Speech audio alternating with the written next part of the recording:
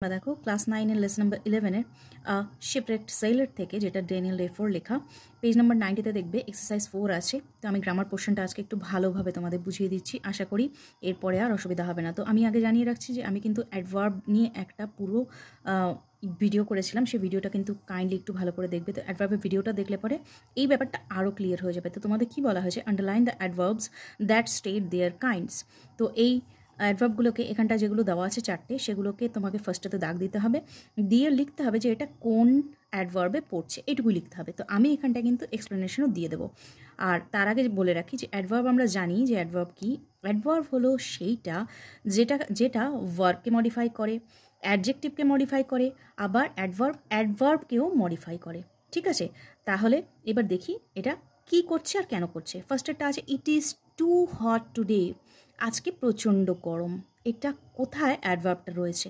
তো অ্যাডভার্বটা হলো টু, টুটা হলো অ্যাডভার্ব। কেন টু হলো অ্যাডভার্ব? কারণ কি, দেখো এখানটায় হটটাকে মডিফাই করছে। ঠিক আছে, হটকে বলছে যে কেমন গরম। হটটা আমরা জানি কি জিনিস, হটটা কিন্তু অ্যাডজেক্টিভ। এবার অ্যাডজেক্টিভকে কে মডিফাই করছে? সেটা টু মডিফাই করছে। টু মানে প্রচণ্ড, কেমন গরম, প্রচণ্ড গরম।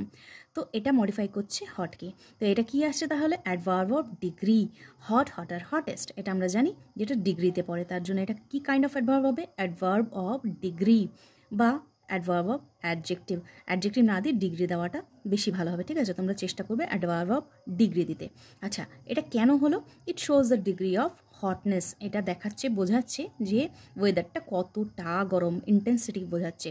তো ইন্টেন্সিটি বোঝালে পরে সেটা কিন্তু অ্যাডভার্ব হয়, গভীরতা বোঝালে। ঠিক আছে, এইবার নেক্সটে আসি। The girl seldom visits my house. মেয়েটি প্রায়ই আমার বাড়ি ভিজিট করে। সেলডম প্রায়ই, কদাচিৎ আসে। তো এখানটা কোনটা? এটা হলো সেলডম। কোন সময় ভিজিট করে? সে কোন সময় ভিজিট করে? সেলডম ভিজিট করে, প্রায়শই ভিজিট করে। তো এটা হলো অ্যাডভার্ব অফ ফ্রিকোয়েন্সি। সময় বোঝাচ্ছে, সময়ের ডেপথটা বোঝাচ্ছে বা সময়ের ব্যবধানটা বোঝাচ্ছে। ফ্রিকোয়েন্সি আমরা ব্যবধানকে বলার জন্য বোঝাই। তো এটা কিন্তু সেলডমটা চলে এলো। তো এটা বোঝাচ্ছে কি কারণে? It tells how often she visits. এটা বোঝাচ্ছে যে কত সচরাচর সে আমার বাড়িতে ভিজিট করে। ওকে, ঠিক একই রকম পরেরটা রয়েছে, দেখো।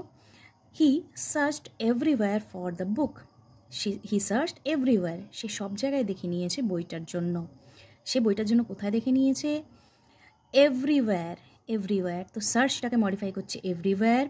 এবার এভরিওয়্যার একটা জায়গা, ওয়্যার আছে। ঠিক আছে, এভরির সাথে যেটাই থাকবে, এভরিওয়্যার, এভরিওয়েন, এভরিওয়ার্ড, তো যেটা থাকবে সেটাই কিন্তু অ্যাডভার্বে পড়ে যাবে। ওয়্যার যেহেতু আছে প্লেস, তাহলে অ্যাডভার্ব অফ প্লেসে পড়ে যাচ্ছে। এভরিওয়্যারটা অ্যাডভার্ব অফ প্লেসে পড়ে যাচ্ছে। তো এটা কেন হয়েছে? It tells where he searched. এটা বোঝাচ্ছে যে কোন জায়গায় সে সার্চ করছিল। তাহলে কিন্তু এটা কাকে মডিফাই করছে দেখলে তো? এটা ভার্বকে মডিফাই করছিল। তারপরটা কি আছে দেখো, দ্য বয় রানস ফাস্ট। ছেলেটি দ্রুত দৌড়ায়। ছেলেটি কেমন দৌড়ায়? তাহলে দৌড়ানোকে মডিফাই করছে, তাই না? তাহলে এখানেও এটা ভার্বকে মডিফাই করছে। এটা কিন্তু অ্যাডভার্ব অফ ভার্ব, মানে ভার্বকে মডিফাই করার অ্যাডভার্ব। এটা ওই টাইপের অ্যাডভার্ব। তো এখানটায় বলা হচ্ছে কোন kind of? Adverb of manner. ঠিক আছে, কেমন দৌড়াচ্ছে? খুব জোরে দৌড়াচ্ছে। তাহলে এটা হলো adverb of manner. It tells how the boy runs. এটা বোঝাচ্ছে যে ছেলেটা কতটা জোরে দৌড়াচ্ছে। ওকে।